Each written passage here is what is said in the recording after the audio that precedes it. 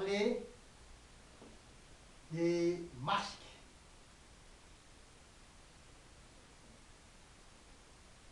Ça, c'est une bouteille de pulvérisateur. On va laisser ici pour l'instant.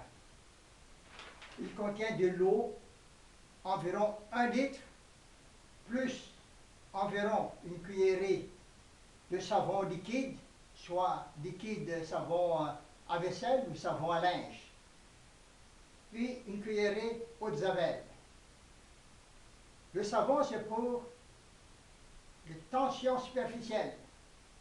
L'eau de javel, c'est pour l'oxydation. À vous de savoir sur d'autres sites c'est quoi. Aujourd'hui, on va parler des masques.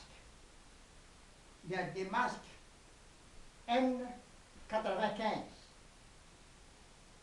Celui-là avec soupape. C'est bon pour faire des poussières, de l'air qui ne contient pas de microbes. C'est l'équivalent de VUS, 4 roues motrices. Voilà. Ici, les masques ordinaires. Il y en a toutes les couleurs, toutes les formes. Ici, c'est plus payé d'autres sortes. Il y en a comme ça. Ça, c'est l'équivalent de petites voitures ordinaires. Hein? Petite voiture ordinaire. En hiver,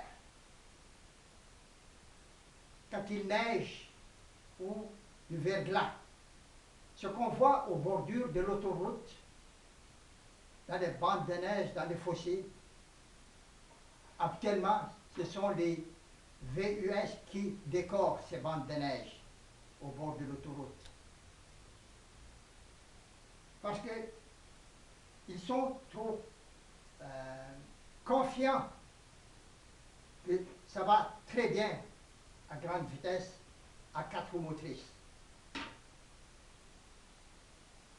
Les masques N95, s'il y a des valves, c'est semblable à ça. Donc il faut faire attention. Je vous expliquerai tout à l'heure pour la valve de respiration. Tandis que les voitures ordinaires, les chauffeurs pensent que c'est dangereux pour eux, ils roulent plus tranquillement. Puis avec les masques plus ordinaires, on fait plus attention.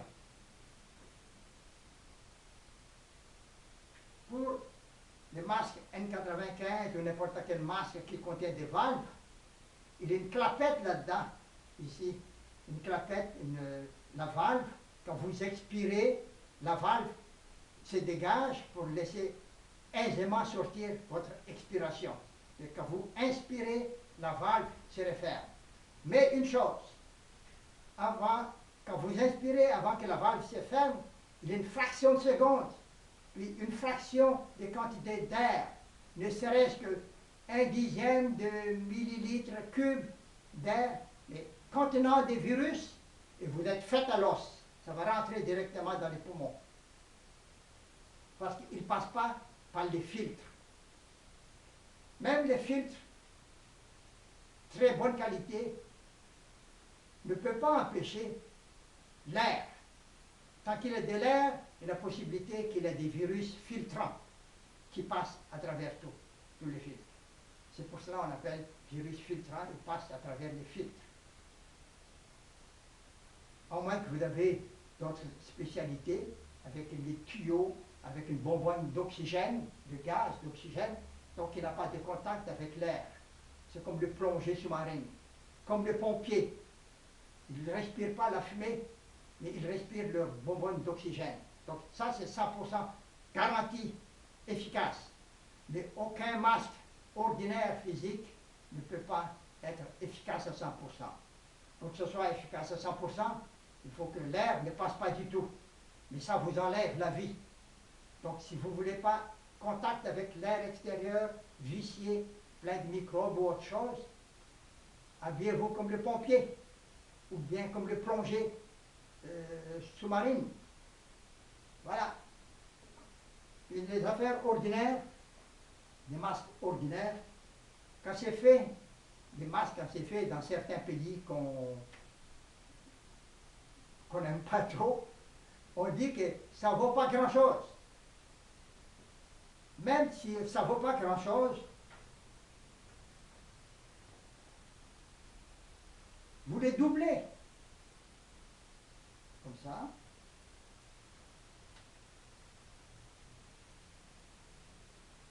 Vous mettez 2.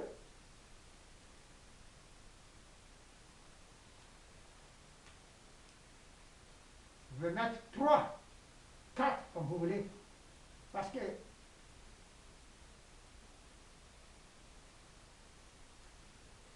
plus la respiration est difficile, plus elle est efficace. Parce qu'il y a moins d'air qui rentre dans votre poumon.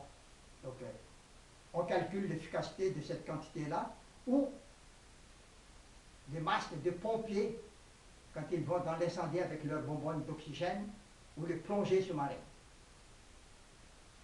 Toutes les masques sont bons, à un certain pourcentage. Ça varie. Mais pour augmenter l'efficacité, comme si lui il a des valves, je l'ai fait grosso modo pour qu'on le voit. J'ai rempli les craques des papiers, des Kleenex, pour boucher, pour que l'air ne passe pas par là. Puis vous pouvez les taper avec tape sparadrap ou autre chose que vous trouvez que ça colle bien. Ou vous pouvez les faire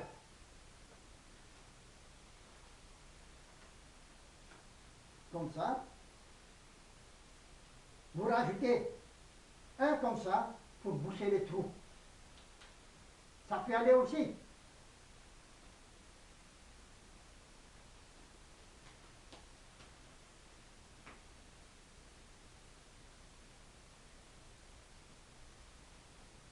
Et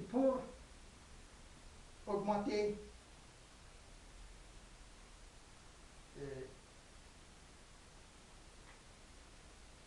pour augmenter l'efficacité, il y a de l'huile chinoise ici. Je vous les montre. Vous pouvez trouver ça dans les pharmacies, les magasins asiatiques, ils en vendent ça. Ou l'équivalent, parce que le parfum de celui-là, je trouve que c'est très bien pour moi. Peut-être c'est dégueulasse pour certaines personnes, donc choisissez, en notant que ça peut contenir eucalyptus, un peu de camphre, menthol, puis il y en a d'autres compositions, on rajoute d'autres choses, plus ou moins. C'est à vous de sentir. Est-ce que c'est comme le parfum? Il y en a qui aiment telle senteur et d'autres n'aiment pas. Alors c'est à vous de tester, de sentir. Parce que c'est produits naturels, comme l'eucalyptus, le menthol, le camphre, ce sont toutes des plantes, tout ça. À l'intérieur, vous mettez une goutte. Vous l'essayez. Quand vous ne sentez plus la senteur, vous rajoutez une autre goutte. Puis à l'extérieur, vous pulvérisez avec de l'huile de cuisine ou l'huile pour bébé. Vous les mettez dans un pulvérisateur comme ça, ou une petite fiole.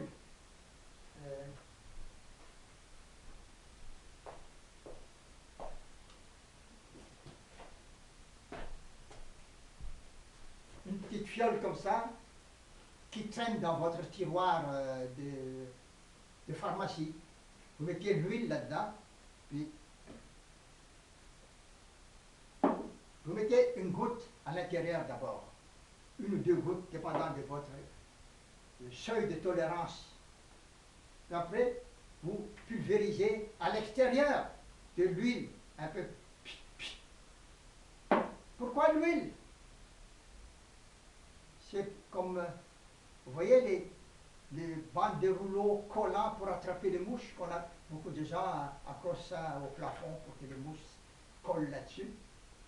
Puis les respirations, les poussières, les bactéries, les virus, en espérant qu'ils collent sur cette huile-là aussi. Ça diminue. Cette technique, ce n'est pas une panacée, mais ça aide un peu. C'est ça l'important.